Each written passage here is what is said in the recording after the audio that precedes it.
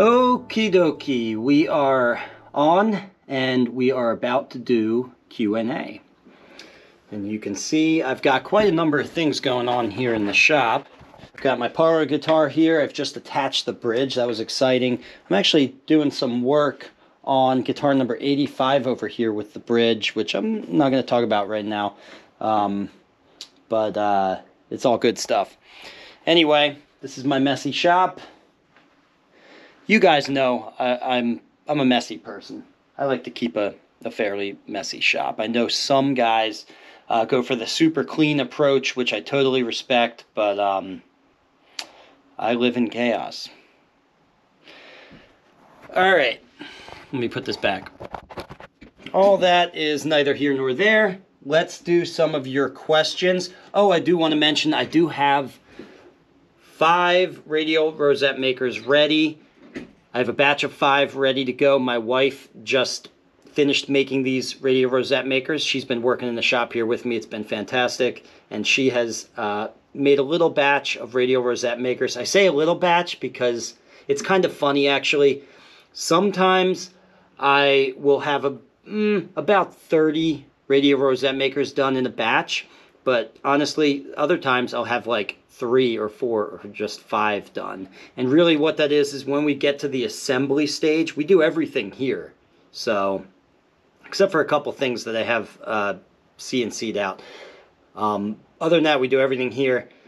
And when we get to the assembly stage, generally what I do and what my wife does now that she's doing them is I have this bin full of individual like hardware bits and parts for it. And as we're putting it together, once we run out of any one of those parts, that's it. That's the batch. That's all we get. So sometimes before I run out of a certain type of screw or something, I'll get 30 done. Other times I'll get 5, which is what we have right now. So all of that is to say we have 5 right now. If you want one, they're going to go pretty quick because there's only 5. But then a couple weeks from now, once the new parts come in, we'll do a much larger batch. Maybe we'll get 20. Maybe we'll just get 5 again. I don't know. We'll see. It always depends on what the next lowest number of parts is in that bin. I guess if I was more organized, like you just saw around the shop, this wouldn't even be a problem. But such is life when you are a disorganized solo business owner. Yeah. Okay, where's my phone? Oh, it's in my pocket. All right, so I'm going to use my phone to look some of these up. Let me just kind of push this guitar a little bit out of the way. I'll keep it still in the frame here because it's something to look at. All right, so let's pull up the members Discord. This is a private members forum for students who have purchased one of my online courses or who have attended one of my in-person workshops. They all get access to the private members forum. Excuse me. Let's start out with the question of the week, okay? The question of the week is, what is your fret wire preference? Nickel silver, stainless steel, Evo gold, or other? And I included other there. I don't even know that there is an other besides those 3. Those are the 3 fret wire choices that I'm aware of. But it would be interesting, for someone to enlighten me on a different fret wire choice. But those would always come to mind for me. And to answer the question briefly for myself, it's Evo gold for me. I love Evo gold. It is much harder than nickel silver. My big concern with nickel silver is always its softness. In my opinion, it's honest. I'm surprised it ever really became a fret wire. Well, not ever, because, I guess you go back far enough, choices were limited. Whatever, that is what it is. But I'm surprised it's still such a staple, and you'll even find it on fairly high-end guitars, because we have alternatives like Evo Gold and nickel silver and stainless steel. Evo Gold and stainless steel, which are just far, far, far better. I mean, getting those pitted frets from from playing too much, it's really easy to do, honestly, on nickel silver fret wire. Now, if you're just like a beginner guitar player and a real hobby guitar player that, you know, is playing once a week on the weekend or something and just like up in your bedroom, then yeah, nickel silver, it can last you a really, really long time, maybe forever. But if you're anything more than that, you are definitely going to be replacing those frets or just dealing with a lot of fret buzz and stuff like that. So it's Evo Gold all the way for me. I don't say stainless steel simply because I feel like stainless steel, like Evo Gold is hard enough that it just doesn't happen. Evo Gold to me is a perfect solution, and stainless steel is just overkill to me. I've never used stainless steel though, so I don't know, maybe if I used it I would like it, but I can't see that I would because I don't have any problem with Evo Gold. So all right, so that's my long-winded answer. Let's see what anybody else wrote here. So LC Guitars writes, bass guitars I prefer to use stainless, electric or acoustic 6-string I prefer Evo Gold. Refrets I do what the customer wants, and that's always good. And then he goes on to say, Evo Gold after 3 years of use on an electric, and stainless steel after 2 years of very hard use on a 5-string bass. Okay, great. So yeah, he's pretty much aligned with me against nickel silver, at least. I just honestly don't see the purpose of nickel silver except on the lowest of end of instruments nowadays. It just seems like there's no excuse for it. All right, so let's that's the question of the week. It's something I've just started doing with the private Discord channel. I'm going to just do a new question every week. In fact, I've been doing it for a couple weeks and I haven't read those questions on air here yet, and so I really want to do that. In fact, I was thinking about going back and reading some of the older questions too, because some of them are pretty interesting and we get some interesting answers. But you know what, I'm not going to do that. I'll give you one question of the week every time I do a Q&A. How about that? All right, so now let's go to your questions and comments. And let's see what we got here. Patrick writes, saw this set from Stu Mac and couldn't pass it up. Crelicam Ebony. Now I need to decide on a top. Okay, great. And that's a beautiful, that looks to me like Zeracoat. But that's, I get, you know, what do I know? Maybe that is Crelicam Ebony, but it looks a lot like Zeracoat to me. The sort of layering effect. But no, I guess I could see that being an ebony. Is Crelicam Ebony the one that, yeah, it's not a species of ebony. It's I think Taylor or someone bought a particular farm of ebony and they branded the ebony that comes from like a more sustainable ebony. They branded it Crelicam Ebony. If I recall correctly, maybe I'll include a little editorial note here when I edit this video to check up on that. All right, and here I've got 2 more good questions from Patrick. And Patrick writes, I masked off the bridge area and then finished the top. The masked area is a little smaller than the bridge. Do I scrape away the finish to the exact size? Or do I just glue it down, leaving a tiny bit of finish under the edge of the bridge? No, don't do that. Do the first thing. You need to scrape away all the finish. If there's any finish whatsoever within the footprint of the bridge, if any part of that bridge is resting on finish, then that bridge is seriously compromised. So if anything, you err towards making that footprint slightly large. Obviously, then you have an eyesore if there's not finish around the edges of the bridge. So really, you're striving to get that as exact as you can, but definitely not smaller than the footprint of the bridge. That's trouble for the integrity of your whole instrument at that point. So get scraping, Patrick. Let's see his other question. Question about gluing the fretboard tongue. Okay. Do I really need to glue the entire fretboard tongue? It seems like about a 1/4 inch around the perimeter should hold it just fine and make it easier for future repairs. Thoughts? You know, that's not a bad thought. I don't have an answer for that, actually. I glue the whole fretboard tongue down, but I totally get where you're coming from. That does make sense, where you could just glue around the edges. I wonder, you know, I'm going to kind of punt on that because I don't know. I don't know. I could see that being okay. But, you know, maybe we'll get a discussion going around that amongst everyone. Because that's a good way of looking at it, though, Patrick. I'm glad you're thinking about those future repairs. Let's see what else we got. Okay, new favorite tool for bracing. And this is from LC Guitars. I have had this little 8mm curved bottom ibex plane for a while now and never thought to use it for brace carving. Wow, what a beautiful way to carve. Yes, I have a number of those. Here, I'll show you guys right now. Yeah, these are what he's talking about here. See, here's kind of a large one.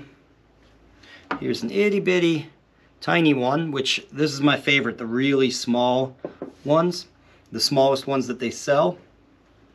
Absolutely excellent for, I use them for a number of things, but profiling the braces, a little bit of carving the tapers, although I do most of that with a chisel. But yeah, it's a great tool. Thanks for sharing that, LC Guitars. Oh, here's another new tool one. And again, this is Patrick. There's a lot of repetition here. It's basically LC Guitars and Patrick talking in the forum today. So Patrick writes, got me a new fret wire bender. The brass rings are slotted so I can unbend wire if I need to. They just slide on and off. This thing is way nicer than the Stu Mac one, and I like that the handle is on the front. It took several weeks to get it, but I just think it was worth the wait. Here's where I got it. It's in Canada. Okay, and he leaves a link here and some pictures. And yeah, it looks pretty solidly built. Okay. I'm not shilling for this company. I'll leave the link though, but Patrick is shilling for them. So I'm just kidding, Patrick. I think you're just excited about a new tool. Okay, let's pull up some YouTube questions. Just to be fair here, I'll include you guys on YouTube. Okay, let's just go through a whole bunch of these. Hymn Player writes, thank you for putting in the time and effort to make these instructional videos. I'm 70 years old and I refinished a walnut gunstock with True Oil when I was 15 and it still looks great. My attempt at using True Oil to finish a walnut and Sitka build was okay, but not great, mostly because of my application technique. I'll try it again someday using your technique. Thank you, Hymn Player. And that was on a recent video I did, just kind of showing you a little bit of my process for applying a single application of True Oil. A lot of these questions are about True. So you guys are really interested in True Oil because I did this video and I got a lot of questions about the True Oil there. So Scott Morris 4914 writes, did you add stain or dye to the True Oil? Did I miss it in the video? The process is like a French polish, but True Oil does not re-wet the previous coat like shellac does. Yep, that's true. It does not re-dissolve. He says re-wet there, which is another word of saying re-dissolve. They don't dissolve together like shellac does. And then he says, but I like the way you are using the method to apply the True Oil. Yeah, my method is pretty much French polish, but with an oil finish. So it's a little bit different. There's some important different details there. And what was his question? Oh, did you add stain or dye to the True Oil? No, I did not. There's some like walnut colored stains available that you can use for this, and you can make your own stains, of course, and do whatever you want. But I'm not a stain guy. I actually haven't used stain on a guitar ever. Not because I'm against it. It's just I just don't think about it, you know what I mean? It's not something that has ever interested me, so I just always do a clear finish. I like that.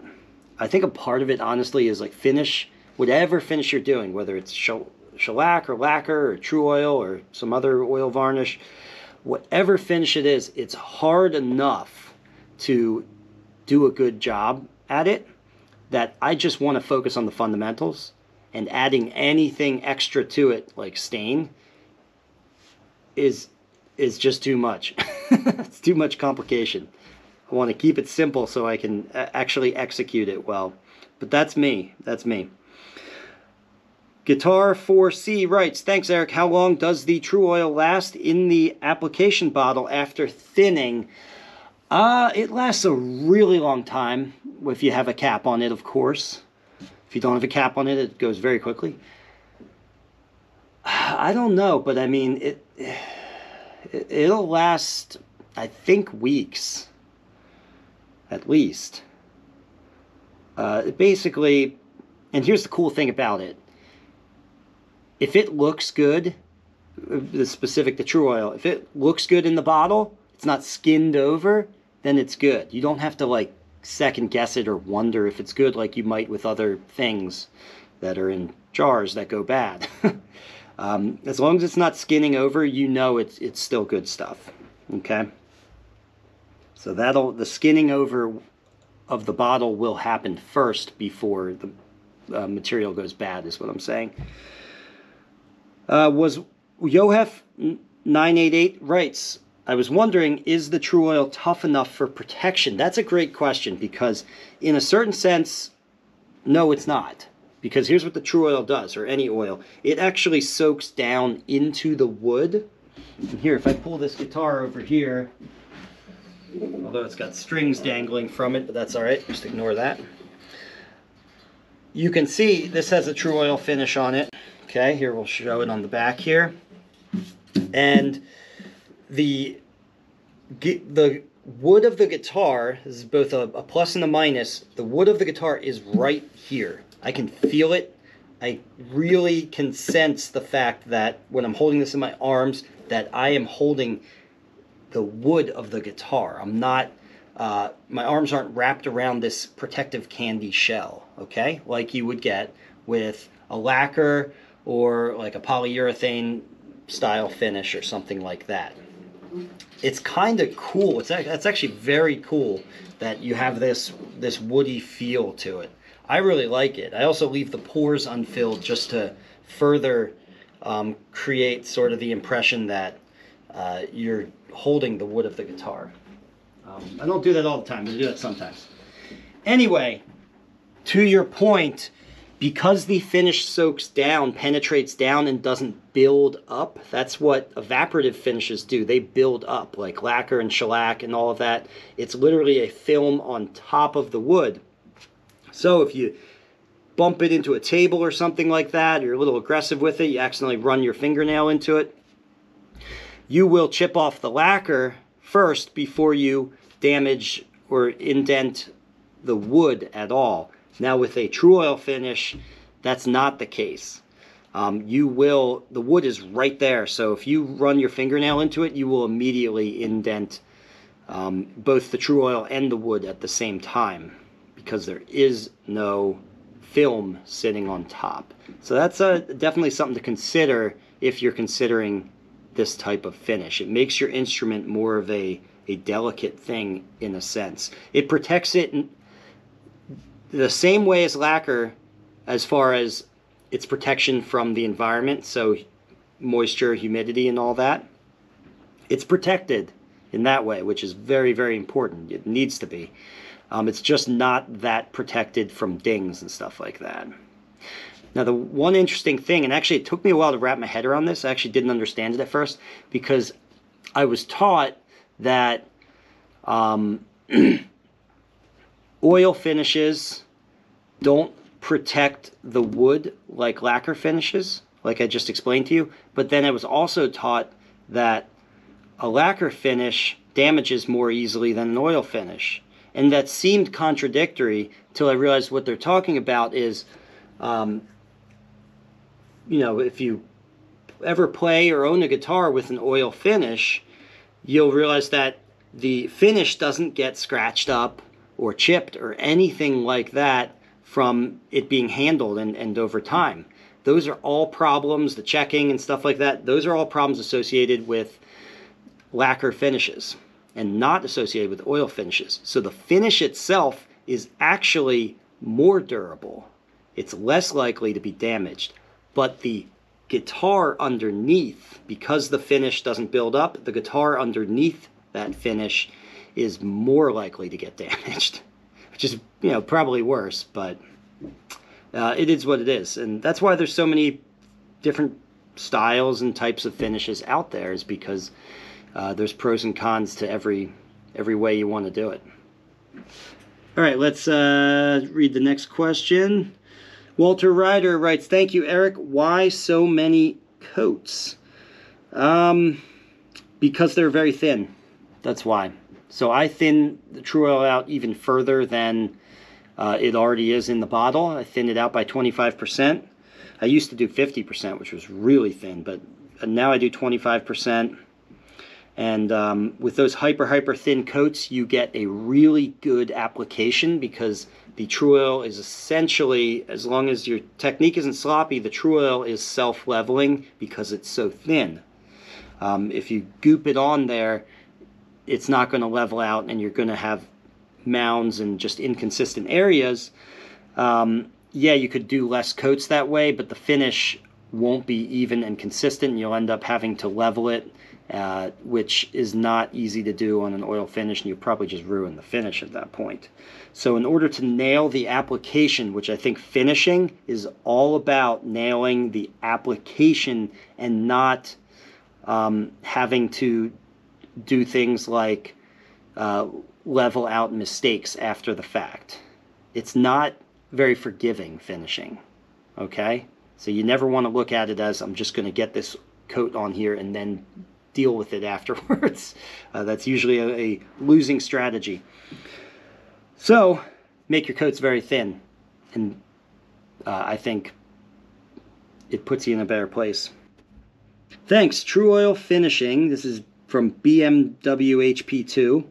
Says, thanks, True Oil Finishing has a lot of similarities to French polishing with shellac. I did my first classical guitar with it. Many coats. Yeah, absolutely. All right, Martin Loudon writes, great info, Eric. I was beginning to wonder how you'd steady the guitar while oiling the neck. Of course, the sound hole. Genius. So yeah, I just, you know, I used to, well, first, what he's talking about is a part of my process. At one point, I hang the guitar by a little hook that goes through one of the tuner holes, and I do the last remaining bits of application of the finish while it's hanging like that, so I don't get my fingerprints all over it while I'm rubbing. And to get the last part of that, you have to hold on to something to get the neck. Everything else is wet with True Oil. What are you going to grab onto? You could just kind of ball up your fist and put it in the sound hole. And sometimes I grab onto one of the ladder braces for support. Other times, I mean, you could literally just ball up your fist and it will kind of fill that hole and give you a nice handle to be able to hold the guitar while oiling the neck. Now, I used to do this. I used to have this little tool that I made by cutting up a clothes hanger, and I would pass the ends of the clothes hanger through the bridge pin holes, the two E-string holes, and then the little handle, the little hook that would hang your clothes up, I would hold on to that while I oiled it. And I just found after a while that it wasn't necessary, and I could just stick my hand in the sound hole. But either way is fine. You can play around with both. Doc Joe writes, as a follow-up to the question I had on the scarf joint that you mentioned, I ended up redoing the neck. I did glue the scarf joint wrong on the first try, and it resulted in a shorter head plate. I did get a new blank, and this scarf joint was made properly. Oh, that's great, Joe. I'm glad he did that. So, you know, he had an issue earlier where he basically assembled something wrong, and he was asking in the members forum whether he should, whether there's a way to fix this mistake, or whether he should, redo his mistake. And I'm glad he redid it. 90% of the time, that is the answer.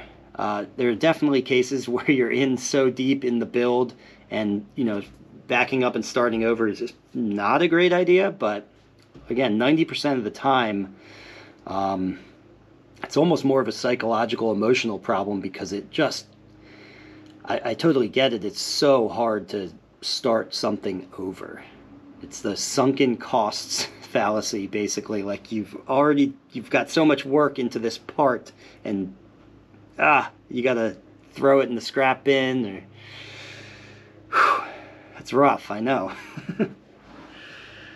Okay, DALG Guitars writes, as far as carving tops to different thicknesses around the edge, one important thing to remember is that you should be keeping lots of notes as to how you did your last guitar. So this, by the way, is in reference to a video that someone posted in the members forum about it was a classical guitar maker who thicknesses their top and then graduates certain parts of the top, specifically the perimeter, to almost make it like a speaker cone, graduates those areas to a thinner, to less thousandths of an inch than, say, the center of the top. So it's a variably thicknessed top, as opposed to just running your top through a thickness sander and having it all be the same thickness.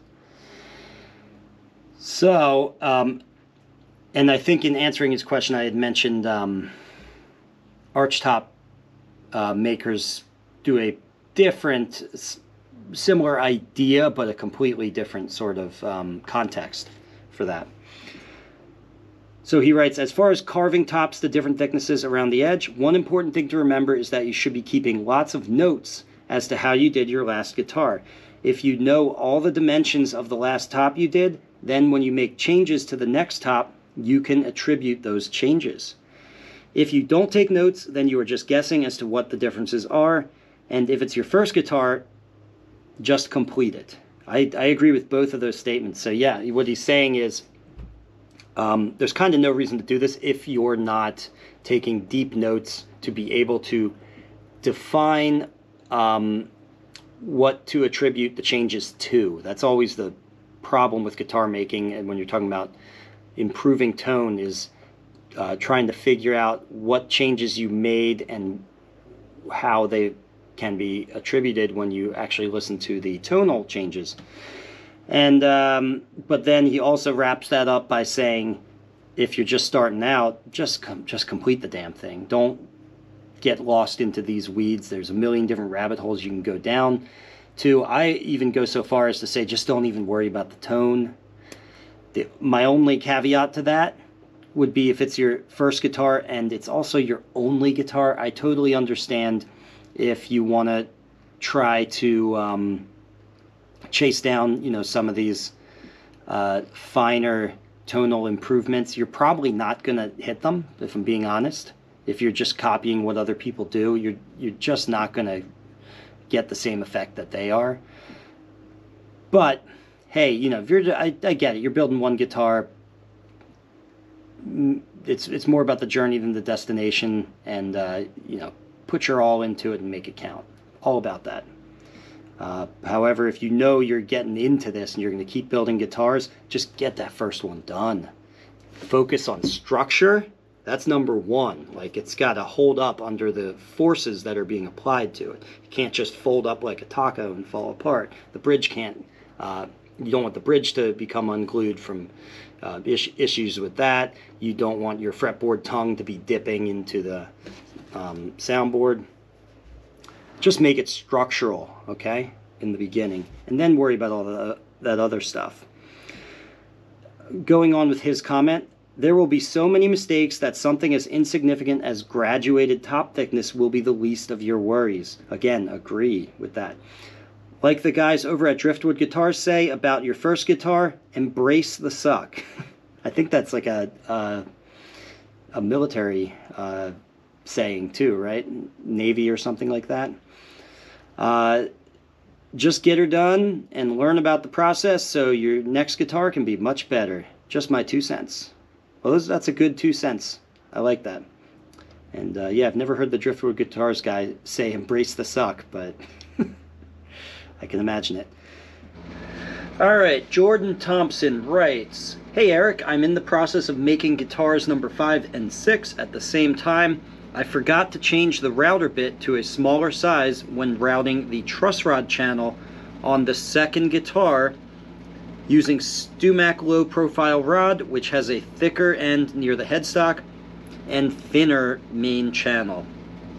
Otherwise the channel is good. Do you think I could add a shim inside the channel or just delegate that neck to template status?" I think you could do either or. Just to boil the question down, he's asking, can you shim a truss rod channel to if you routed the wrong size? And he's talking about shimming the sidewalls of it. And absolutely, I don't see anything wrong with that, like a maple shim or something like that. A lot of people will put a maple shim on top of the truss rod to take up the extra space between the truss rod and the fretboard. So like a really thin, kind of paper thin maple shim there as well. So I don't see any reason why you couldn't use shims to take up the space. I would glue them in, but yes, the answer I would say is yes. As I mentioned earlier, I'm inclined to always say just do it over, and you still could do that. You could throw that out and start over, but honestly in this case I would shim it. I wouldn't start over. That's just me. Also, if I could ask a follow-up question, how and when do you drill your bridge pin holes? Do you have a template and use a drill press? Yes to both. I use a template and I have a drill press. Here, I'll show you some templates I have. The bridge pin holes, in my case, get drilled, and I would say pretty much in everyone's case. I haven't seen people really do this differently. But the bridge pin holes, here's a template right here, get drilled when I'm roughing out the shape of the bridge in the very beginning. So they don't get drilled on the guitar after it's in position. I don't think anybody does that. So template, drill press. You can do it with a handheld drill if you're just a very low budget builder, which is totally cool if that's what you're doing. But if you're not, definitely the drill press is the way to go over a handheld drill. Yeah, I have a whole bunch of templates in here. And you can buy, actually I bought off of eBay, there was someone selling this just for the accuracy, because I don't have CNC, and so anyone who can make a template, now this is a template just for the bridge pin holes and not for a bridge shape. That's why it has this oversized square shape, because you can use whatever bridge shape you have or you come up with. But if you want this hole pattern here and to have those holes actually be evenly spaced, getting a nice, I think this is aluminum, CNC'd template like this is invaluable. Because that's one of the biggest struggles with the bridge pin holes, is honestly, even with this template, is getting them to land exactly where you intended them to land, and to not have one or two holes that are too close to each other or just a little bit cattywampus. As if you guys follow along with a lot of my videos, as you saw recently, I actually had a cattywampus hole and had to start over when I was drilling my bridge pin holes. In fact, that might be the video that he was commenting on. Okay, so that answers that. Let's check out what else we got here. Moving on from Jordan, we have Jonah Guitar Guy writes, my 2 cents on a couple of these questions. I ordered pre-made rosettes for the 2 acoustic guitars I'm building right now. They measure 60 thousandths of an inch, which is about half the soundboard thickness. Seemed reasonable to me to cut the slot just shy of the number at 55 thousandths of an inch. The classical guitar top Okay, I'm going to stop there. Yeah, I totally agree with that. So what he's talking about is cutting your channel just 5/1000ths of an inch shallower than the thickness of your piece that you're inserting in the channel is perfect. I think it's great because that leaves 5/1000ths of an inch of your inlay sitting up for you to sand down. You want it to be just a hair proud so you can then sand down to the soundboard surface. The classical guitar top graduated top thicknessing is interesting, but I'm not sure you can apply the same design logic to steel string guitars. Much different tension involved. Arch top guitars are of course more self-supporting just because of the arch and use different bracing altogether. Taylor guitars, as a side note, does a relief cut of some sort around the rim of the top, the inside of course, to achieve more top movement. Not sure they still do this. Yes, yeah, yes to all of that. Yeah, Taylor guitars seems to be the only major manufacturer out there that does something even slightly resembling what we saw in that video of the classical guitar maker graduating the top thickness. And he's right that really it's a different animal. It's truly a different animal. The steel string guitar compared to a classical guitar, the tension requirements are different, so you end up doing different things, and I wouldn't apply the same logic. I wouldn't just transport the same logic from the classical world to the steel string world, at least not without significant alteration or compensation for the forces that are actually relevant in the steel string world. And even more so with arch tops. Arch tops are radically different, and the bracing is radically different, and just the build is radically different. So you always have to consider that, you know. Now if you're building a classical guitar, then have at it. All right. Thank you, Eric. Feel better soon. Thank you, Walter.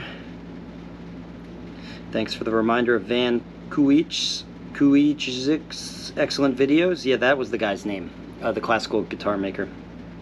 I can't say his name, but that's it.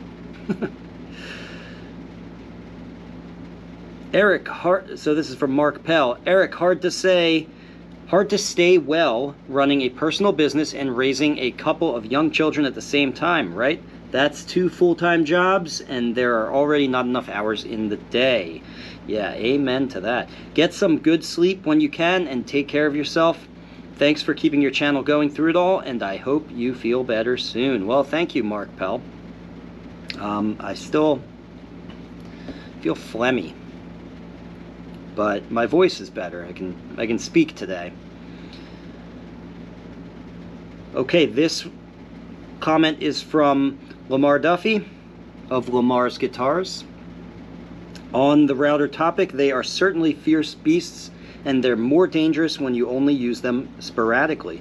With regards to table versus handheld router, you'll often find if you have one, you'll need the other, and vice versa. The handheld router probably comes into play a bit more when building electrics for neck pockets, pickups, instrument cavities, etc.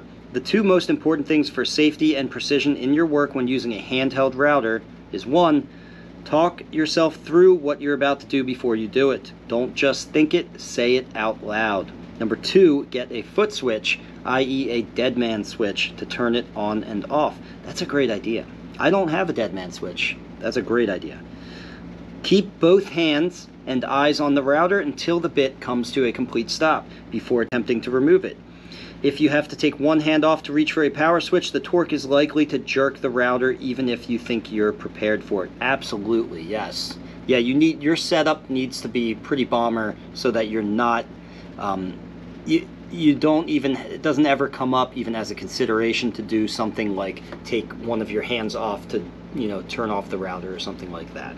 When we're talking full-size routers, you need to be with it 100% of the time. Potentially dangerous, now back to what Lamar's saying, potentially dangerous and can mess up the job you just completed. Plus, you should never be reaching blindly for anything around power tools and sharp objects anyway. Very true. I use the foot switch for all my larger/scarier power tools. great little safety comments. I don't know why I call them little. Great safety comments from Lamar. Thank you very much. Always love hearing from Lamar. DALG Guitars writes, now that is one clean-cut, good-looking young man. Well, thank you, DALG. So for you newer guys, I had this epic, awesome beard, if I can say so myself, for a while, up until, you know, this spring when I cut it all off. And that was a sad day because I shouldn't have done it. So I'm growing it back. It's small now. This is an infant beard, but it's coming back. I'm bringing it back. Eric, one thought on the Discord platform. For those of us who purchased your online course years ago, we are used to the format of the members forum, although it may be outdated and a little awkward. What you can do is have your computer tech guy just insert a link on the members online forum, so when someone goes into that forum, it automatically directs you to the Discord forum. That's a great idea. So my computer tech guy is me, so thank you. You are speaking directly with the correct person right now. And I don't know, well, that's great, a redirect. I didn't think of that. That's a great idea. I put a post in the old members forum just to remind, with the link to remind people to go there, but it's a little hard to find, and so I don't think people see it. But I could literally just have that page redirect straight to it. There might be some issues with, I don't think this is insurmountable, but I need to make it so that people who have not bought the course, who don't have access to the members forum, don't just get redirected to it. But I'm thinking out loud right now on camera here, and it's neither here nor there for you guys. Let's see, Jeff SJ6ZC writes, I think you are very, oh no, I'm not going to read that one, skip it. Are routers the most dangerous tool? Okay.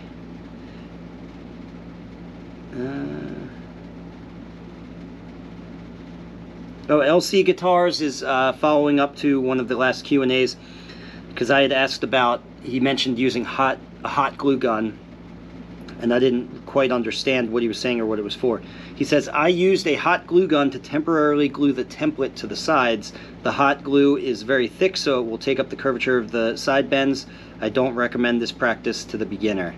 Okay, yeah, great. I was just asking because I didn't know if he was talking about using hot glue for actually a part of the guitar, a hot glue gun, but he was just talking about to temporarily hold a template, which totally makes sense for something like a hot glue gun.